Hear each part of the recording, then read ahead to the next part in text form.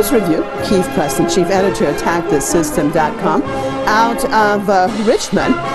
This entire impeachment process is a political farce that's being played out along purely partisan lines and has nothing to do with anything that's of any relevance to the best interest of Americans and to the best interest of the world as a whole. The United States has had this policy now for over 35 years of organizing and training these mujahideen groups, ostensibly for the purpose of using them against other nations or forces that they regard as adversaries. It was whether it's the Soviet Union, whether it's Iran. The United States heavily armed and trained the mujahideen during the 1980s and used them as a weapon against the Shia, against Iran, against other forces that resist American hegemony. I'm joined by Keith Preston.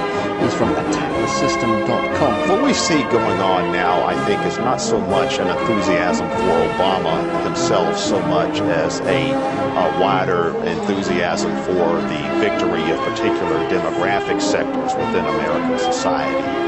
I think that electoral politics in the United States is such that more and more we're starting to see people vote strictly on demographic lines to the degree that the individual candidates don't really matter that much. All right, thank you, Jeff. That was awesome. It's great to see integrity in politics and that it's not just the people that are funded by the ultra billionaires that have trampled on the rest of us to get there. So our next speaker is Keith Preston. He's out of Virginia. He's an author, and he runs a platform called AttackTheSystem.com, which brings together a plethora of different political viewpoints to just get people informed and get people talking. So have at it.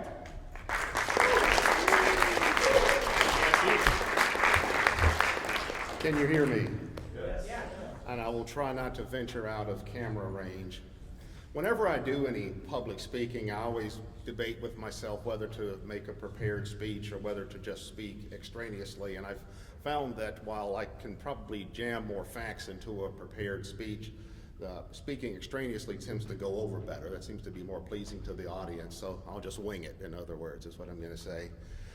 As Penny said, and thank you for the introduction, I'm from Virginia. I was born and raised in Virginia. I originally grew up in a place called Lynchburg, Virginia. I lived there as a child and teenager. They're probably most well known for being the headquarters of the Jerry Falwell religious organization. And I've lived in the capital of Virginia, Richmond, for most of the last 38 years or something. It's been a while.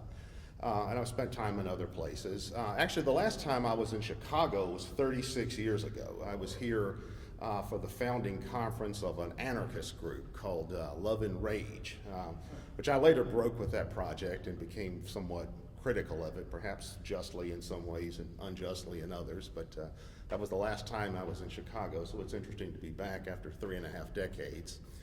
But as far as my own political history and development, my story is somewhat similar to Jeff's because it goes back to early childhood. I remember the first political thing I ever remember was when Richard Nixon was running for president, and I was in elementary school, and I was going to a very conservative, very evangelical private Christian school run by the Independent Fundamental Baptist Church, if you know who they are. And these folks make the Southern Baptists look like, flaming liberals. But I remember Nixon was running for president, and they put a bunch of us kids on a school bus, and they took us to some sports field, and we were supposed to go out on the field, and then we were told that when we give you the cue, you say, "We want Nixon, we want Nixon." I didn't even know who this Nixon guy was, right?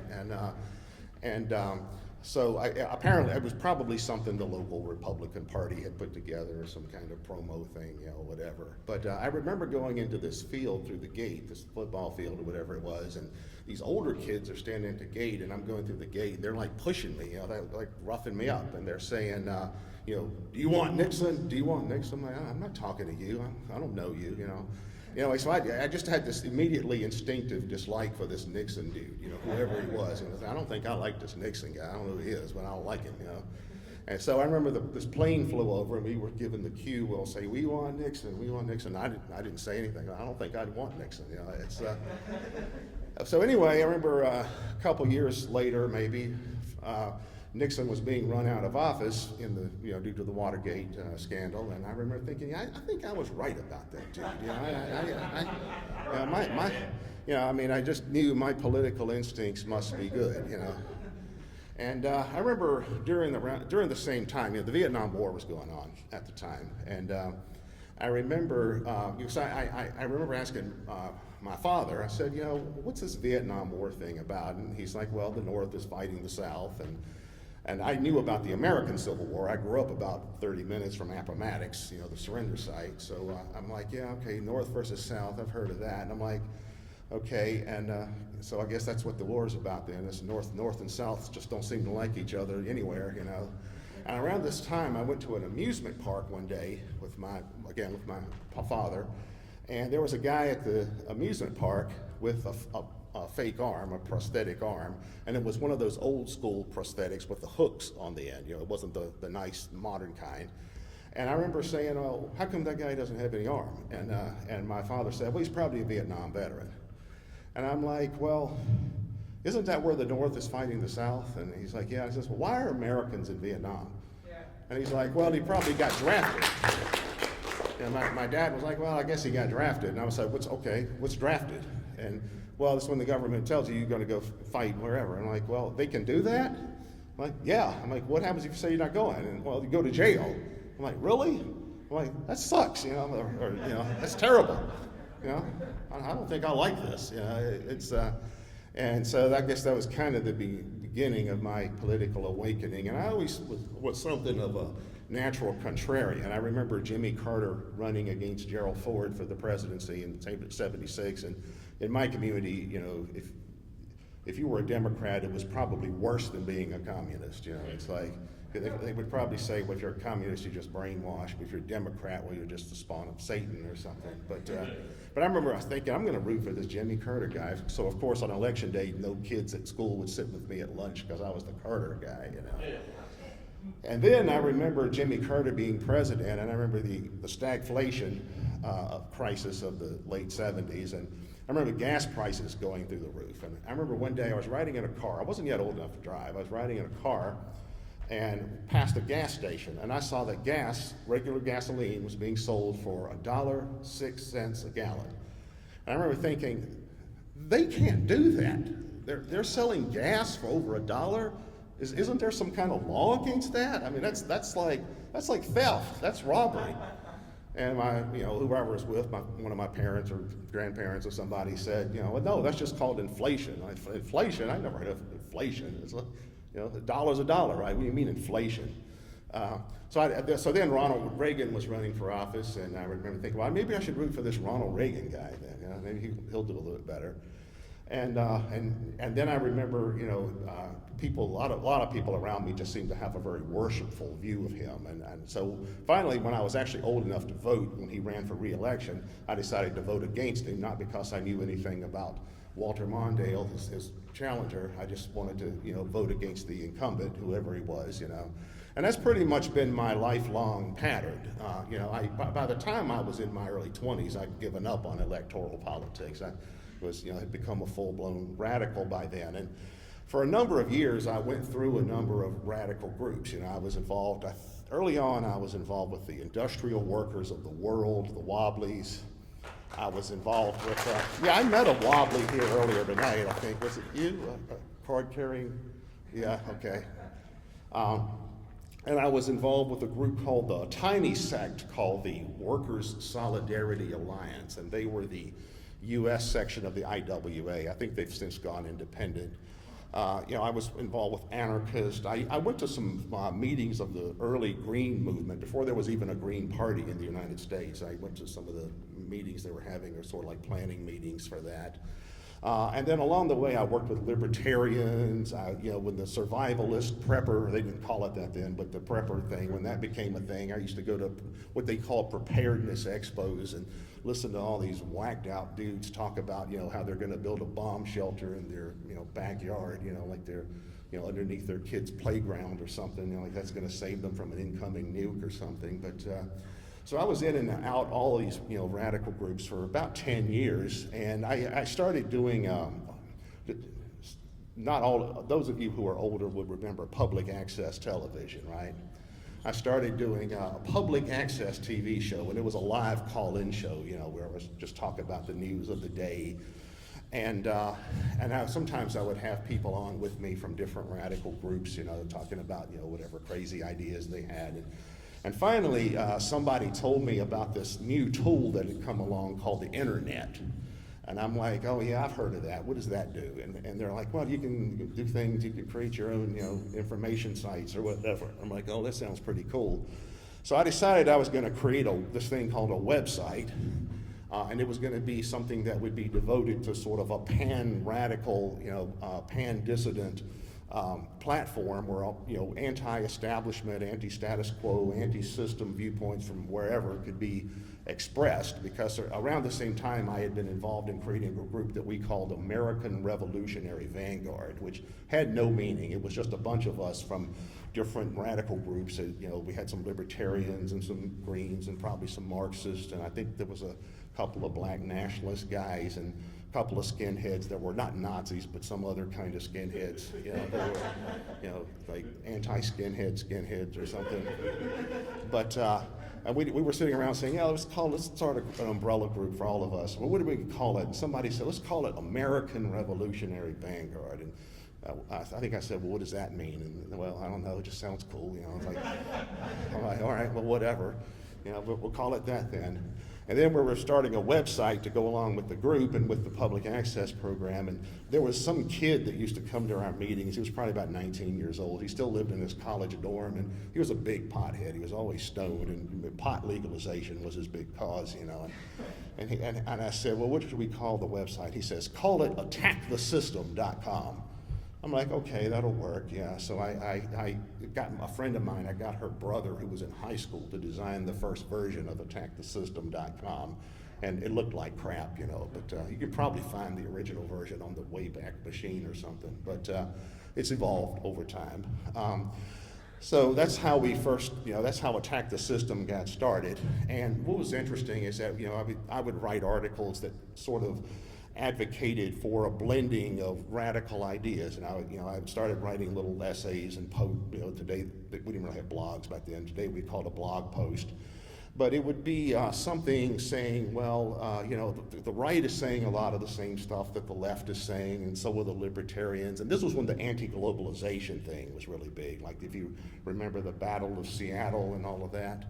So I remember writing an essay talking about, how the right, the anti-globalist right, or the anti-globalization left and anti-globalist right really overlapped on a lot of things. And that was posted on our site, and then it was picked up by another old site called Indie Media. Anyone remember that? Yeah, and immediately when this post of mine showed up on Indie Media, people started attacking it. This is fascism. This is like, what are you talking about? There's nothing in there about fascism. It's like, it's anti-fascism. And so that was the beginning of Attack the System. And I've been running Attack the System as a news and information site for about 25 years now. And it's gone through multiple inclinations. And what I probably have found most interesting about it is that I've gone through a lot of contributors, writers, readers, correspondence from email and discussion blogs and social media and all of that. And it's interesting to see how people that were once readers or associates of Attack the System keep popping up in other places. Somebody I haven't heard from or in 20 years, oh, well, that's what they're doing now. Well, that's what they're doing now. Or somebody will, I've got a direct message from somebody saying, yeah, well, I actually discovered you way back in 2004, and, I actually, what I'm doing now, I actually got this idea from you. I'm like, okay, that's cool. And then I'll get messages from people in other countries saying, well, we actually translated one of your books into Portuguese, and this is it. And I'm like, oh, okay, that's nice, Yeah, and so it's just interesting to see how you plant these little seeds, and the garden grows. Even if it's not planned, even if you're just thinking, well, okay, just get some ideas out there. And it's been really interesting during the course of my own lifetime to see the political psychic sea change, as I call it, take place. I think certainly in the United States and in many other places as well. I hear a lot of younger activists today complaining about Donald Trump, and I'm like, well, let me tell you about when Richard Nixon got reelected with 49 out of 50 states. Let me tell you about when Ronald Reagan got reelected with 49 out of 50 states. You think you're fighting an uphill battle now, right? There's certainly been a shift in consciousness, I think, where more and more people are aware of all the things that all of us are concerned about. And I think in large part it's because there's a lot more sources of information out there, things that, you can find out things today just with a Google search or, going on YouTube that I had to spend years in the university library to try to figure out.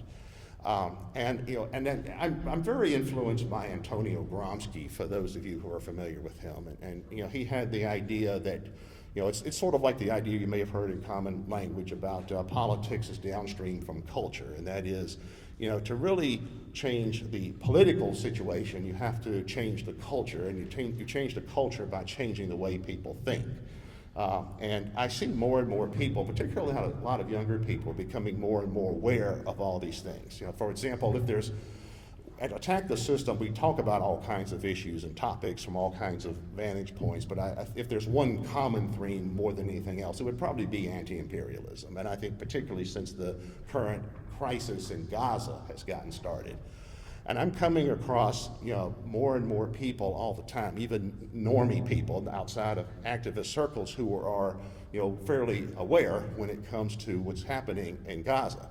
Like it used to be whenever I would mention the situation in Gaza. I've been a supporter of the Palestinian struggle since 1988. And what motivated me to become a supporter. What motivated me to become a supporter was simple. I had a college classmate who had grown up in a Palestinian refugee camp in Lebanon and had been a survivor of the Zionist massacre that happened there in 1982. So knowing people that have actually experienced this, and also things like getting to know refugees from places like El Salvador who had seen people who'd seen their entire villages wiped out by death squads, American-backed death squads in the 80s. And more people now are becoming aware of these things. It used to be whenever I would mention the Palestinian question, they would say, oh yeah, right, the Israelis and Palestinians, they've been fighting for thousands of years, that's just what they do. It's like, no clue as to what that's about at all. But now I hear a different story. I hear people saying more and more, well, what's happening to the Palestinians, isn't it ironic, because that's what happened to the Jews in the Second World War. There's a much greater awareness about a lot of these things. And along with that, we see all of these dissident communities that have popped up all over the place. And I think one thing that's really interesting about that is one of my favorite periods of history is the 19th century. I love reading about the 19th century because it was such a monumental time in terms of the very, very rapid changes that we saw in the world. It was the time in which the old world, pre-modernity, really started to fade away, and what we think of as modernity started to develop. And modernity, like anything else, has its negative side. I once wrote a book called Thinkers Against Modernity, by the way. Book, by the way. Yeah, where I talk about, well, what did the people on the losing side of history have to say about this? They may have had a point about a few things, but the 19th century was such a rapid time of development and change. We had the rise of the Enlightenment in the cultural and intellectual sense, classical liberalism, early industrial capitalism, and all of the things that went along with that. And what I find particularly interesting is to compare the 19th century with right now, the early 21st century, and we see a lot of parallels. Just like in the 19th century, we saw the rise of industrial capitalism. Now we're seeing the rise of digital capitalism. We saw in the 19th century the era of free trade. Today we call that globalization. We saw the rise of classical liberalism back in those days. Now we call it neoliberalism, but it's still the same kind of system. Only today America is the new British Empire, the major imperialist power. It's like they just moved the capital from London to Washington. Other than that, it's basically the same system. So we see all these really fascinating parallels with the 19th century, and we see positives. On one hand, we see rapid economic development and technological development that has been helpful in a lot of ways. Like for example, about 8 years ago, I had knee surgery. I was in and out of the surgical center in about 3 hours. My dad had the same operation back in the 1950s, and he was in the hospital for a week and on crutches for a month.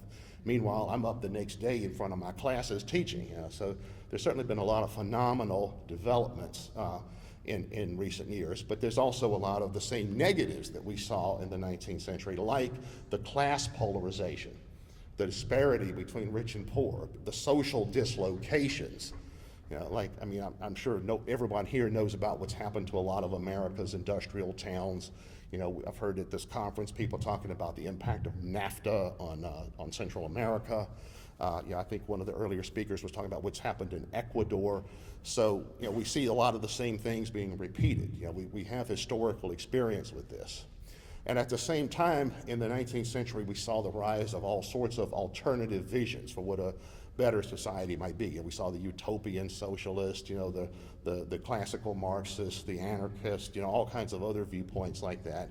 And we're seeing something similar happen today, where we see a lot of niche radical cultures coming along that have their own ideas and critiques, and that in ways that overlap and blend in with each other. I'm hearing a lot of much more well-known commentators than me and much more influential people than me nowadays are saying things that I was saying like 20 years ago. Like I was watching, I think it was Glenn Greenwald a while back, and he was talking about, the left and right, the anti-globalist right and the anti-globalization left are really saying a lot of the same things. And I'm like, and that's what I was saying 20, 25 years ago. So it's somewhat interesting to see all these things that were once considered just way out and crazy ideas, now are becoming very, very mainstream. And I think that fits with the Gramscian model about, politics is downstream from culture. You've got to change the way people think before the politics and the culture can really change. And another parallel, and this is something that Caleb has spoken about and written about quite a bit, and that is the divisions in the ruling class that we see right now. I know some of you have, I know at CPI there's been discussion of the divisions between the liberal Northeastern establishment, the Rockefeller, Malthusian wing of the ruling class. And then we have the Sun Belt wing, which is I guess you could call it the national industrial bourgeoisie or the manufacturing class. And a lot of U.S. politics has been the rivalry between these sections of the ruling class, at least since the post-war period began. I think a third force has emerged in somewhat recent times that I call new capital. And if we look at entities like some of these newer financial oligarchs or financial entities, the BlackRock, State Street, Vanguard, all that kind of stuff. If we look at these hedge fund companies, obviously these big tech oligarchies, Elon Musk, Peter Thiel, Bill Gates, all these characters. A lot of these entities started out by being aligned with the liberal wing of the ruling class. A lot of them are behind the Democrats. And now it seems like at least the upper levels of new capital have shifted, and they've tried to throw in their weight behind the Republicans and Trump, and I think they've tried to co-opt MAGA for their own ends. I think you've had a lot of these neo-reactionaries, for example, if you're familiar with Curtis Yarvin and those kinds of people, and then a lot of the tech oligarchs are his fanboys, Peter Thiel and people like that. I think they saw Trumpism or MAGAism or the Republican Party as something that was going to be a vehicle for the advancement of all of this, and that's why you've seen the tech oligarchs move towards the Republicans. We've seen a lot of the financial oligarchs do the same thing. For example, Larry Fink, the CEO of BlackRock, he was one of the billionaires that accompanied Trump on his recent Saudi Arabia trip. And also the Zionist oligarchs, since the October 7th happened, and since this current war and genocide in Gaza started, I've noticed a lot of the Zionist plutocrats have lurched rightward, because what happened is that a lot of the left, a lot of the woke left, took up the Palestinian cause. I guess they took woke at its word and said, okay, we're supposed to be against racism and genocide. Well, okay, there's racism and genocide, so let's be against it. And of course, the establishment said, no, we didn't mean be woke like that, not that kind of woke. That's the bad kind of woke. We only like the good kind of woke, the pro-genocide woke. But so anyway, I've noticed that it seems that a lot of the Zionist elite has tried to weaponize this conservative anti-woke culture. And in fact, almost on cue, about a year and a half ago, I started noticing that a lot of these conservative anti-woke influencers, not the alt-right, not stuff like Nick Fuentes and all that, but I'm talking about like the Trigonometry podcast, something like Barry Weiss's Free Press, all of these kinds of circles, this kind of center-right anti-woke, all of a sudden they started taking up the line that, well, being pro-Palestinian is woke, and they also, all of them have started to position themselves as cultural Christians, like even like atheists like Richard Dawkins are now saying they're cultural Christians, Oh, you tell me, that's a good question. I guess it's like, somebody who doesn't actually believe in God but is like anti-woke, but so we need Christianity to be anti-woke and anti-Muslim. We don't actually need the religion or the theology. We just need to be anti-Muslim and anti-woke. Ayaan Hirsi Ali is somebody who pushes this line now. Jordan Peterson, that's another example. And that gets back into what Caleb has spoken about before, and that's this idea of counter gangs. All over the place, I see indications of establishment forces reaching out and trying to cultivate all kinds of different social groups as constituents and to pit different groups against each other. And this is nothing new. For example, Caleb has talked about how the Congress of Cultural Freedom was created as a CIA front in the 60s to basically manage the New Left and keep it under the Rockefeller Rothschild umbrella, the Malthusian northeastern wing of the ruling class. And I would argue that the New Right, what used to be called the New Right, and this was post-war movement conservatism. It was like William F. Buckley and National Review magazine. I think that was also a CIA front. William F. Buckley was a former employee of the CIA. And he started bringing all of these weird people into conservatism that would not have been part of conservatism prior to that. Like if you look at the history of American conservatism, it's more like paleo, what is today called paleo conservatism. Maybe a Pat Buchanan, or Ron Paul, or Russell Kirk, maybe Paul Gottfried, somebody like that. But all of a sudden in the mid-20th century, you start seeing these people calling themselves conservatives that are like people like Brent Bozell, who are these throne and altar Francista reactionaries, which is totally alien to American political culture. And also these former communists and former Trotskyites who become, fanatical anti-communist. Your Frank Myers and Whittaker Chambers and Sidney Hooks and plenty of people like that. And then you start to see these neocons who also came out of the left. They were former Trotskyites and today what would be called rad libs, I guess, and things like that. And they start moving over to the right and forming an alliance with the Goldwater conservatives and the Reaganites, and of course the reason for that is pure opportunism. They want corporate money behind them, right-wing plutocrat money behind them. They want to use the U.S. military-industrial complex to advance their own interests. These people are arch-imperialists, and most of them are also radical Zionists as well. And they started to cultivate the Christian evangelicals as a primary constituency, because the evangelicals are usually fanatical nationalists and also very pro-Israel for theological reasons. So it seems like that what we think of as the right in the modern sense in the United States is also essentially a counter gang. It's something that's largely been constructed by the intelligence services, by the military-industrial complex, by the Israel lobby, and all of that is to be official conservatism. And we're seeing pushback against that. It's interesting to see how people like Tucker Carlson and Marjorie Taylor Greene and I think Candace Owens, and a number of other, Thomas Massey, the congressman.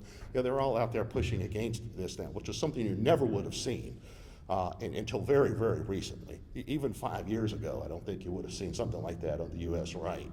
And even on the left as well. On the left, we're starting to see someone like this fellow, Mr. Mamdani, who won the Democratic Party's mayoral primary in New York recently. So we're starting to see that pro-Palestine voices are becoming more, or at least Israel critical voices are starting to become more commonplace.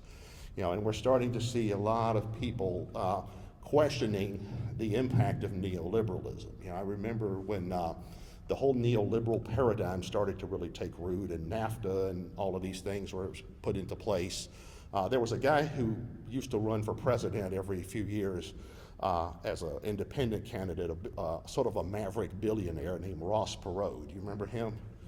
Yeah, well, Ross Perot, I remember he had this saying. He used to talk about the sucking sound, right? He was a Texan. He had this deep, heavy Texas accent. He'd say, when you listen to NAFTA, when you hear about NAFTA, you hear the sucking sound, meaning it's sucking your jobs away and it's sucking your economic prosperity away. And now, 35 years later, we're starting to see the actual impact of what globalization really is and what it really means. We're starting to see the American economy becoming essentially an early 20th century and 19th century economy. I grew up in the post-war American working class, where for the first time in history, there was a working class that could essentially live like the upper middle class. All right, that's all been wiped out now. There's no more of that.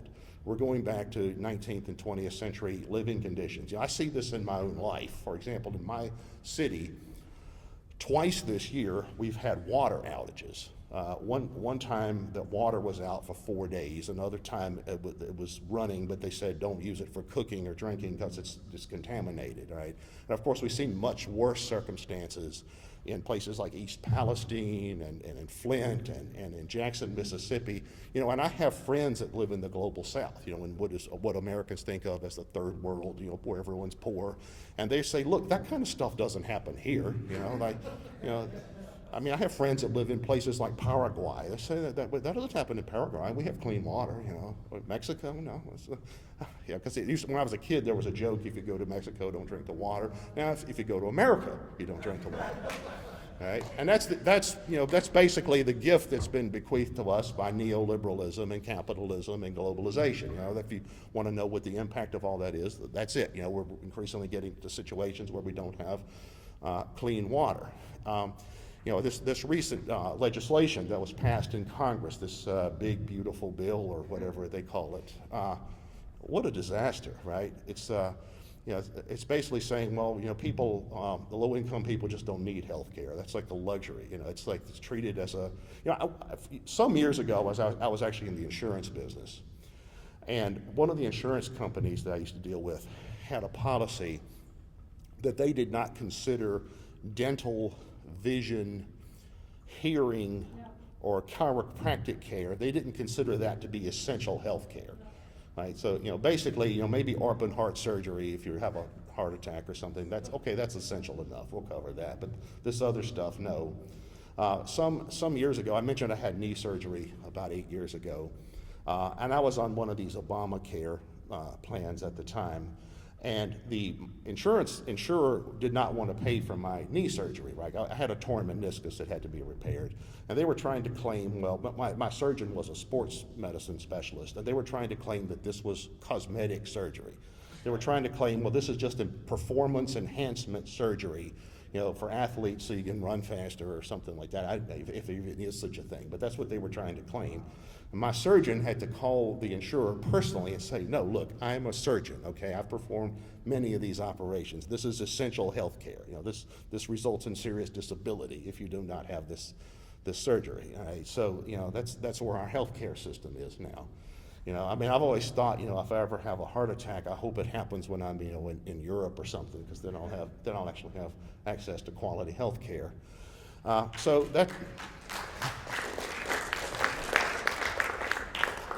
Yeah, so that's where we are.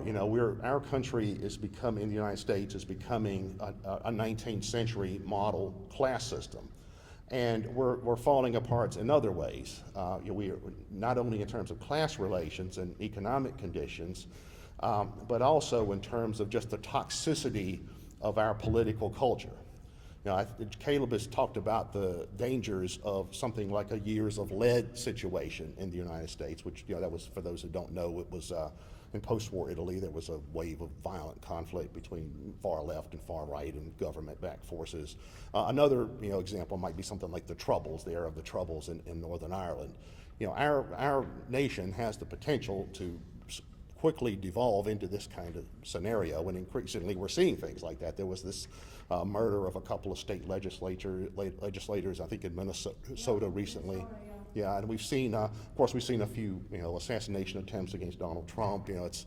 So that happens in cultures that are falling apart politically. And that happens also when you have huge divisions in the ruling class. In fact, we see that the various ruling class factions are trying to tighten their own grip. For example, when Biden was in office, we had the overreach with the J6 cases. We had the use of what's called lawfare, weaponization of the law as a political instrument, targeting, everybody from anti-abortion protesters to whomever, with the DOJ. That was going on in the Biden years, and now that Trump is back, we're seeing the same thing again. The Trumpists are saying, well, we don't trust the FBI or we don't trust the CIA, so we're going to turn the ICE into our own personal army. And we're starting to see I've seen this multiple times before. Like the ICE, what's going on with ICE now is not new. The same thing happened with the war on drugs in the 80s and 90s. It's fairly similar to some of the stuff that was happening in the 60s and 70s with COINTELPRO and stuff like that, or at least it overlaps with that kind of activity. But I think all of this points to the fact that different ruling class factions are trying to tighten their own grip and trying to organize their own counter gangs, and this is the kind of stuff that can be a prelude to civil war, which would be the worst possible thing that could happen to the United States. I probably don't have to point that out. And in parallel to that, we have the situation, the international situation. We have the growing tensions between the East and the West, and along with that, we have the rise of multipolarity, and probably all of us here would agree that multipolarity is a positive good. And even some ruling class elements, I think, understand. Like, I think some of these new capital elements I described, your BlackRock types, some of your tech bro types, I think they understand that multipolarity is either desirable, or maybe if not desirable, it's inevitable, and they want to get in on it while get in on it early. Like your stockbroker will tell you, when a new company is.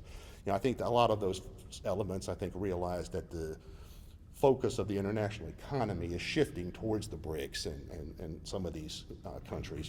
I think Trump himself is probably at least somewhat, partially consciously aware of that. At the same time, though, there's also negatives associated with that, because we do see something happening now that's happened at various points in the past, and that's a drift towards autocracy. After, for example, the Napoleonic Wars, we had the Congress of Vienna and the Concert of Europe. After the 1848 revolutions, we saw the rise of Bonapartism. We saw authoritarian nationalism in the late 19th century with Bismarck and Garibaldi. Of course, there was interwar fascism. In the 60s and 70s, we saw a lot of nations fall to autocracies through coups, often sponsored by the United States. And it seems like around the world now we do see a retreat in some ways from democratic values towards more autocratic systems. And we can debate the relative merits of different systems. But there does seem to be a growing repression by ruling classes all over the world now. And I think it's because of the things I'm talking about. A lot of ruling classes are worried, I think particularly in the United States, they're worried that they're losing their grip. When a ruling class starts to escalate repression, that shows they're scared. It says, yeah, well, we're losing power, we better hold on.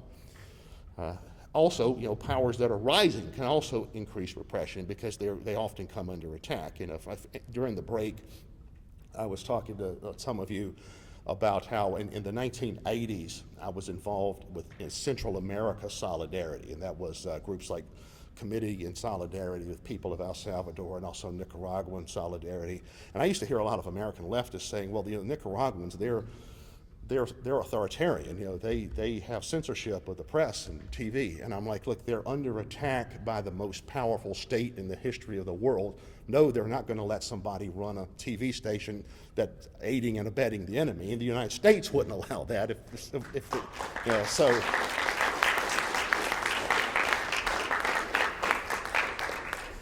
Yeah. But we do see a lot of parallels between now and say the beginning of World War I. Like I mentioned, right now is a lot like the late 19th century, early 20th century. We know what came after that. So that's what we want to avoid. And it's nice to be with this group because a lot of you folks all of you seem to be aware of this, and many normies aren't. So thank you for your attention.